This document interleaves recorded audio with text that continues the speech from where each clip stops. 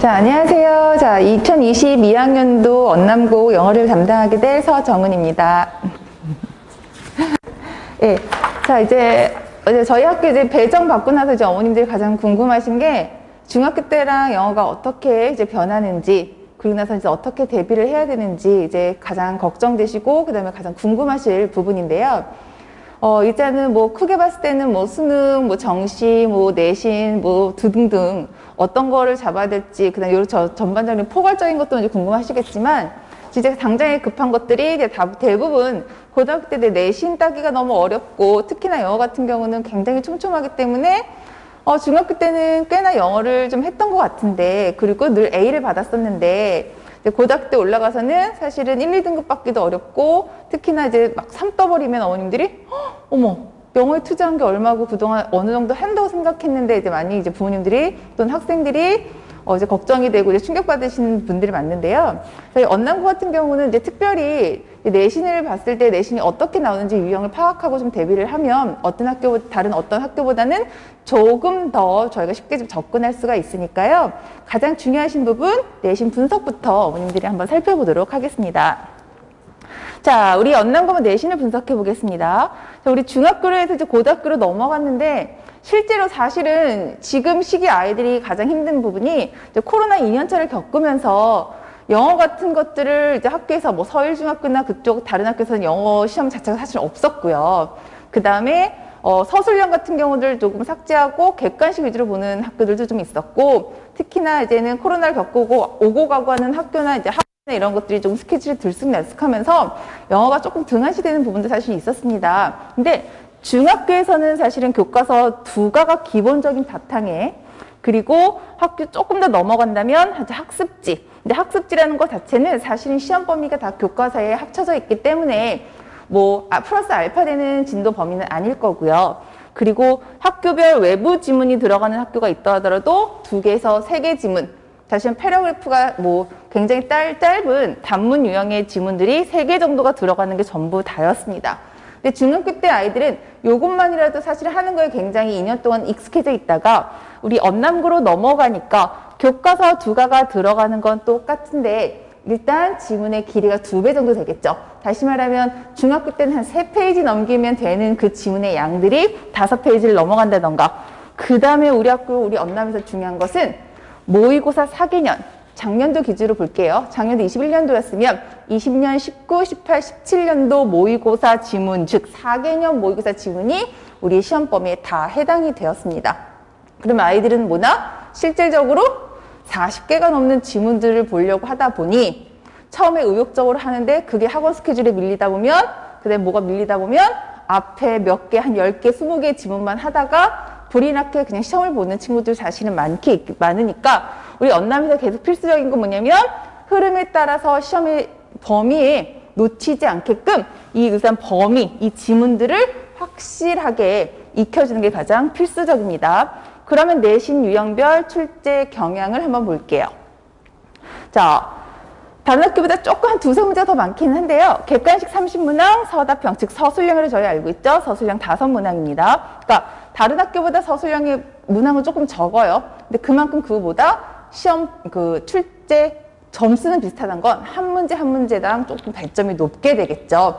그리고 자, 선택형 유형 문제 유형을 한번 보겠습니다.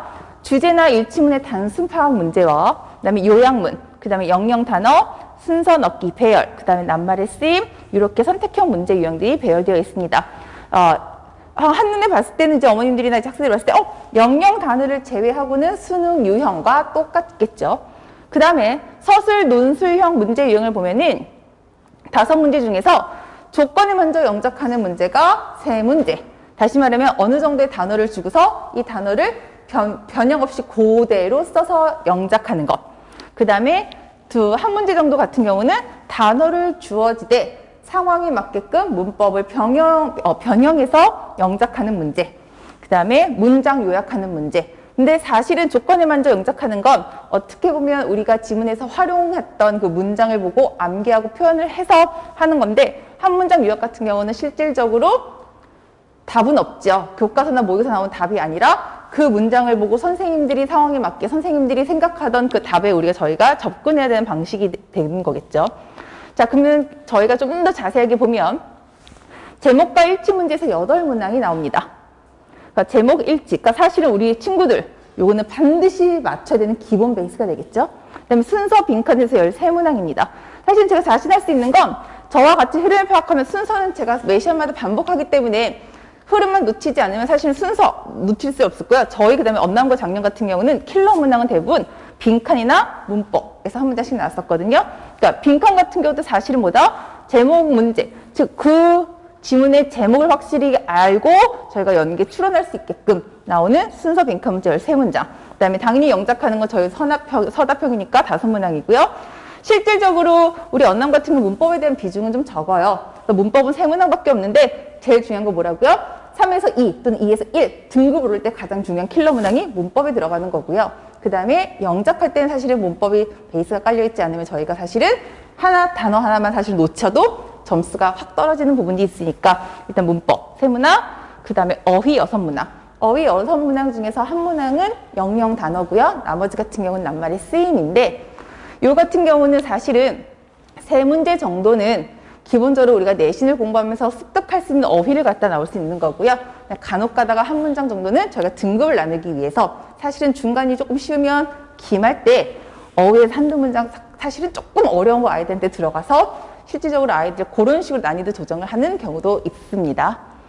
자, 그 다음에 이쪽 더 넘어가겠습니다. 자, 그 다음에 그러면 우리가 이러한 유형을 알았으면 시험 대비 방법은 어떻게 준비해야 될까라고 한번 보겠습니다. 자, 저희가 하는 100점 포인트. 항상 영어 같은 경우는 100점을 목표로 하고 점수가 낮아지는 거지. 난 이번에 90점은 맞을 거야. 난 어느 정도 80점 맞을 거야 라고 하면 사실 그 점 쪽 절대 갈 수 없습니다. 자, 확실한 내용 문법 파악하셔야 됩니다. 그 말이 무엇이냐? 지문이 너무너무 길어요. 그러면 우리 학생들 가장 중요한 포인트는 누가 끝까지 결승선까지 가느냐가 일단 가장 중요한 겁니다. 아무리 10개의 지문 완전 꼼꼼하게 공부하더라도 10개의 지문 공부하다가 꼬꾸라지면 나머지 지문 다 놓치게 되는 거겠죠. 그러니까 우리가 조금 앞에 천천히 가더라도 40개 지문까지, 즉 100m까지 완주하는 거. 그래서 확실한 내용과 문법 파악 계속 봐주셔야 되고요. 그러니까 뭐예요? 계속 반복해야겠죠. 아이들이 얘기합니다. 중학교 때 영어 시간이 남았는데 고등학교 때 너무 촉박해요. 그래서 나중에 같은 경우는 알고 있는데 못 풀었던 경우나 후다닥 풀다 실수가 굉장히 많이 늘어나는데 고등학교 때는 실수 한두 문제로 사실은 등급이 갈리기 때문에 반복이 왜 중요하느냐? 지문이 눈에 익어야지만 시험 시간 때 저희가 주제나 일치 문제 같은 경우는 조금 속도감 있게 풀 수가 있겠죠. 그래서 확실한 내용과 문법 파악을 하면서 계속 훈련 반복하고요.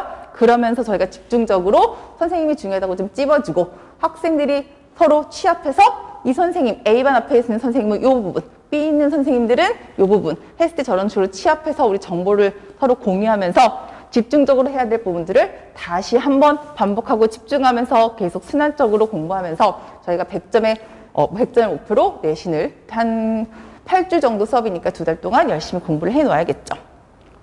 자, 그럼 시험 대비 흐름을 한번 보겠습니다. 저랑 같이 수업을 하고 나면 일단 기본적으로 문법을 꼼꼼하게 공부하면서 내용 파악 공부를 하겠죠. 근데 수업을 하고 나면 굉장히 열심히 듣는 것 같지만 아이들이 수업 끝나고 나면 사실은 그중에 몇 명이나 집에 가가지고 다시 한번 들여다보면서 복습을 할까요? 그러니까 저는 항상 수업 문법 하면요.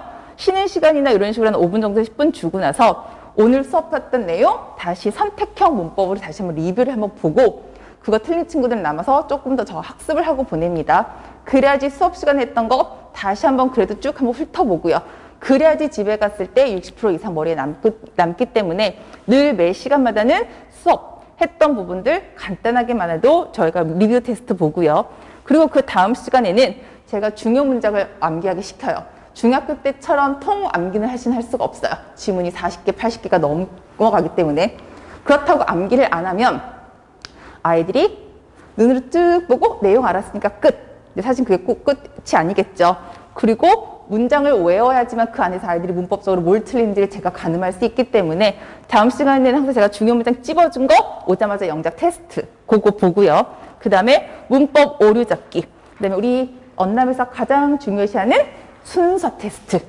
사실은 아이들한테 그래요. 순서는 애들이 공부를 안 해서 틀리는 문제죠. 왜? 내가 알고 있는 내용, 내가 알고 있는 지문을 섞어 놓은 건데 그걸 배열을 못 한다는 건 제가 그만큼 눈에 지문이 익숙하지 않은 거기 때문에 아이들이 자꾸 순서 문제를 풀어봐야지만 그래도 지문, 똑같은 지문을 두세 번 그 이상 읽을 수가 있겠죠. 그래서 시험 대비는 내용 시간에 수업을 하는 것 그 외에도 이런 테스트, 다양한 테스트를 통해서 아이들이 지금 얼마만큼 이 수업을 이끌어오고 있고 얼마만큼 아이들이 이해하고 있는지 중간중간 계속 체크가 들어갑니다. 자, 아이고, 제가 볼게요.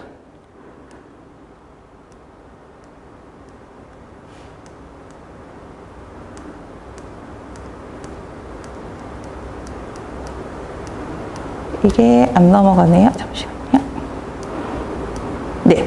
자, 그러면 시험 문제 이제 예시를 한번 보겠습니다. 아이들이 그 수업하고 나서 사실은 모든 것들을 다 외우고 암기할 수는 없겠죠. 그러니까 아까 선택형 말했던 것처럼 자, 저희가 지문을 이렇게 배웠습니다. 그럼 아이들한테 한 5분 정도 쉬고 다시 한 5분에서 10분 정도 시간을 주고서 본문 한번 다시 한번 읽어봐라고 합니다. 그래서 똑같은 지문에 이런 식으로 선택형으로 한번 주고 한번 표시해 보라고 하고요. 그리고 채점을 한 이후에 제가 형광펜으로 다 표시해줘서 이게 왜 틀렸고 왜 맞았는지 그러한 것들 체크 들어가는 요 지문 있는 부분 들어갑니다. 그러면서 때로는 이 문법으로 때로는 이런 식으로 단어의 쓰임 같은 것들 물어보면서 아이들한테 이렇게 간단한 체크 들어가는 거고요. 그 다음에 자, 저희가 만약 일과를 배웠으면 기본적으로 제가 아까 말씀드렸던 부분이 뭐죠? 이런 지문 을 활용하고 나서 나왔던 거, 어법상 틀린 거, 네, 문맥에 맞는 낱말 쓰임, 그 다음에 빈칸. 이게 딱 우리 언남고에 나오는 출제의 유형이겠죠.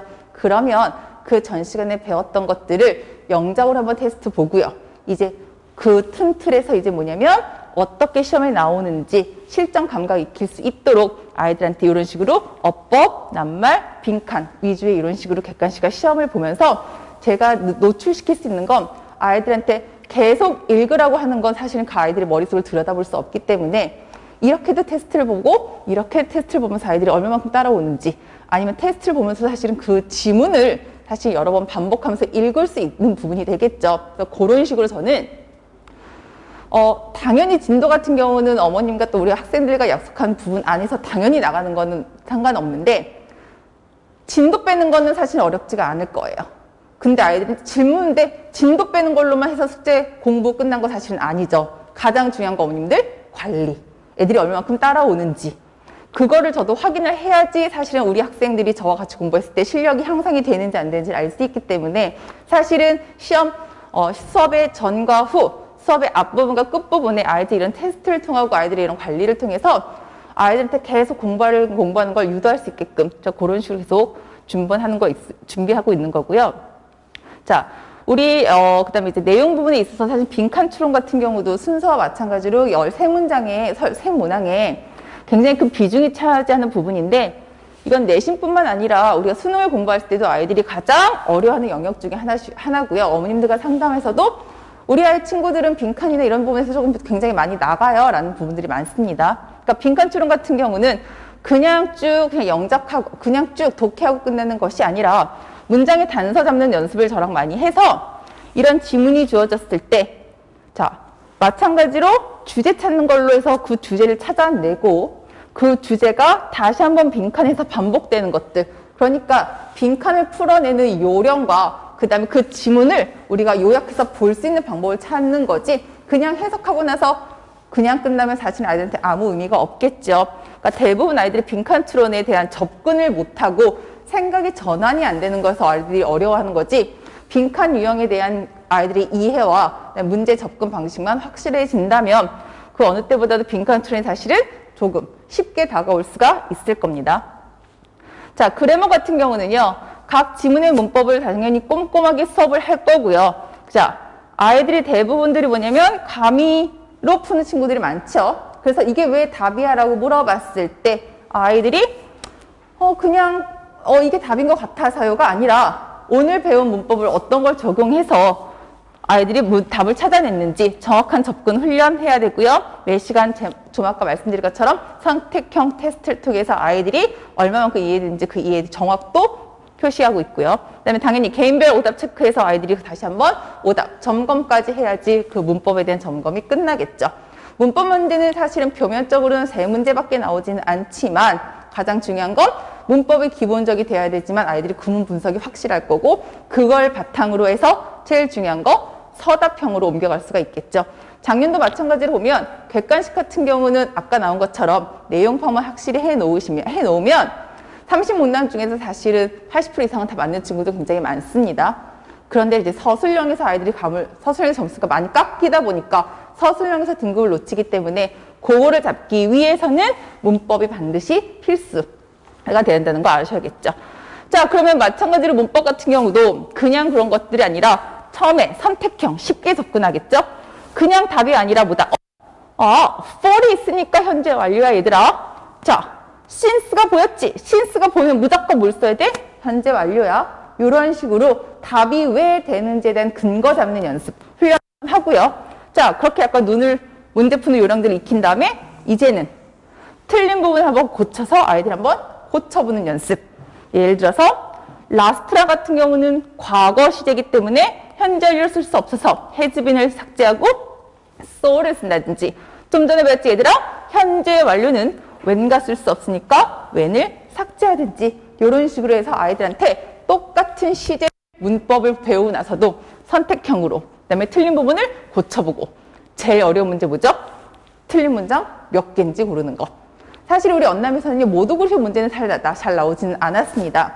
근데 가장 중요한 건 학년이 변하고 선생님이 변하면서 로테이션 돌아가면서는 사실 우리 모든 것들이 있어서 대비를 한번 하고는 있어는 해야 됩니다. 그렇기 때문에 일단 틀린 문장 모두 잡아내는 문제까지 한번 저희가 철저하게 대비를 하면 문법까지가 그 3가지 저희랑 해서 맞춰놓을 수 있겠죠. 자, 그러면 수업 구성은 어떻게 되냐고 생각하시면 저희가 일단 우리 고등학교 우리 1학년 애들 같은 경우는 일요일날 배정이 돼서 3시간 정도 들어가는데 3시간 수업한 것 중에서 제가 말씀드린 것처럼 그 전 시간에 못했던 영작 테스트라든지 아니면 숙제라든지 그런 게 꼭 좀 지지부진할 경우에는 남아서 한다든지 아니면 그 평일 시간에 제가 나오는 클리닉 시간을 맞춰서 3시간 수업하고 나서 그 알파 시간에 아이들과 한번 조정을 하고요. 실질적으로는 자, 이 시간이 사실 플렉서블하게 왔다 갔다 조정될 수는 있겠지만 우리가 3시간 수업지 중에서 앞에서는 항상 그 전 시간에 영작 테스트라든지 아니면 언남에 출제되는 문제 경향을 따라서 문제를 한번 풀어보는 시간. 그다음에 당연히 숙제 제출해서 얼마만큼 공부가 됐고 안 됐고 그거 체크 들어가는 거고 저는 사실은 눈으로 보는 영어보다는 쓰는 영어가 좀 더 중요하다고 생각합니다. 내신에서는 써야지 말로 뱉고 눈으로 봐야지만 사실 아이들이 더 머릿속에 기억에 남기 때문에 워크북에 사실 많이 나가서 아이들한테 계속 본문을 써보게 시키고 문법을 잡아보게 시키고 그 다음에 순서 찾아보는 것들이 워크북으로 계속 매 시간마다 나갈 겁니다. 그것들 귀찮은 친구도 있어요. 그리고 때로는 가끔씩 잘하는 친구들은 전 어차피 다 외울 건데 꼭 이런 게 필요할까요? 라는 친구도 사실 있거든요. 물론 개인마다 공부하는 스타일, 방법들 다 다를 수는 있죠. 근데 저는 대다수의 아이들을 가르쳐봤고 또 대다수 아이들에서 가장 효율적인 분들을 뽑아 쓰는 거기 때문에 중요한 건 아이들 쉽게 공부하면 그 쉽게 공부한 만큼 사실은 사라져버립니다. 그러니까 워크북 같은 걸로 굉장히 많이 써보고 눈으로 계속 반복해야지만 실질적인 시험에서 내가 느끼는 체감 난이도는 확 떨어지기 때문에 우리가 계속 그러한 것들, 숙제로 나오는 과제가 좀 많은데 그 과제를 계속 소화를 하면 어떻게 보면 그것도 하나의 습관이라서 쭉 하면 나중에는 다른 과목에 치이지 않고 진도가 굉장히 많지만 범위가 굉장히 많지만 그 안에서 우리 언남고에 대한 이런 영어 시험 범위를 충분하게 잘 소화할 수가 있겠죠. 자, 그 다음에 이제 수업 같은 거 이제 타이트하게 진행이 될 거고요. 그리고 이제 수업 외 시간에 이제 영작 또는 그런 것들 제시험을 본다든지 아니면 질문이라든지 등등등 아니면 때로는 아이들 같은 경우는 적극적인 친구들은 저는 순서가 부족하니까요. 저는 빈칸이 부족하니까 거기에 대한 문제를 더 추가 요청하는 친구들은 제가 자료를 뭐 바로든지 아니면 준비되는 대로 해서 메일이나 아니면 그런 식으로 아이들한테 전달해가지고 아이들의 부족한 부분 영역들은 다 제가 맞춰서 수업을 진행하고 과제도 그렇게 좀 맞춤식으로 될 수 있으니까 조금 적극적인 친구들이나 자기가 부족한 부분들을 정확하게 파악한 친구들 같은 경우는 미리 저랑 소통을 하면 조금 더 빠른 시간 내에 그 취약점을 바로 잡고 내신으로 흘러갈 수도 내신 준비할 수도 있겠죠. 자, 이렇게 해가지고 저희 언남 같은 경우는 물론 큰 틀은 다른 학교와 영어가 뭐 틀리진 않겠지만 중요한 것들은 부교재가 나간다기보다는 모의고사가 굉장히 많이 들어간다는 점 아시면 되겠고요. 그럼 실질적으로 우리가 가늠해 보는 건 뭐냐면 올 3월에는 2021년도, 20년도, 19년도, 18년도 3월 모의고사가 이번 시험 범위라는 거겠죠. 그러면 지금 공부하고 있는 영어에서 우리가 조금 어차피 3월에 볼 모의고사 있으니까요. 그거 대비할 겸 그 다음에 우리 내신 조금 더 편하게 공부할 거면 우리 4개년 기출 3월 모의고사 정도는 고등학교 2학년 거 모의고사 정도는 조금 더 풀어보면 조금 일석이조로 3월에 볼 우리 모의고사와 우리 영남고 내신을 볼 때 조금 더 편하게 접근할 수 있을까 생각됩니다. 자, 자세한 얘기나 아니면 궁금이나 아니면 상담하실 부분 있으시면요. 언제든지 전화 아니면 저희 학원을 통해서 문의하시면 될 것 같고요. 이것으로 언남고 영어 설명회를 마치겠습니다. 감사합니다.